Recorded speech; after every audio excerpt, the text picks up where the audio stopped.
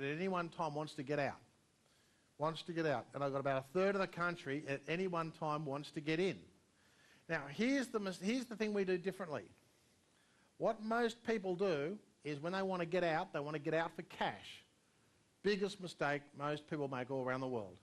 If you want to get out for cash, look out, you're going to take a scathing, especially in the market right now, where it's a buyer's market. Sellers who want to get out all cash want instant liquidity, they want instant gratification. If you are trying to sell a property right now and you want all cash, get ready for the cash discount.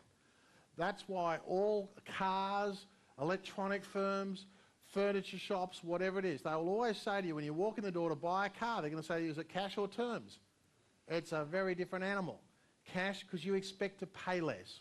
When people come to buy a house, if you're a seller and you want all cash, expect to get less because the market expects to pay you less.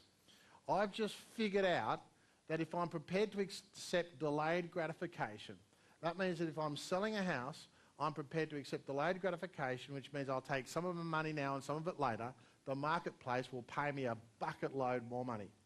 In actual fact, I found that developers who have met with me, who have sold their development sites under my systems, they have doubled their net profit yield on their development simply by selling it a different way.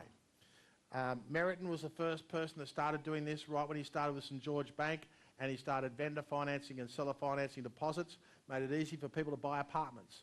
At the time, Meriton could get 35% more for his apartments than any other developer in Australia and became the biggest developer in Australia as a result of doing that. He was smart. But interesting, came from Hungary, came from another country, brought in another system. The Australians looked at it and said it won't work here, but he came in with a different system. It's all about coming with a different system.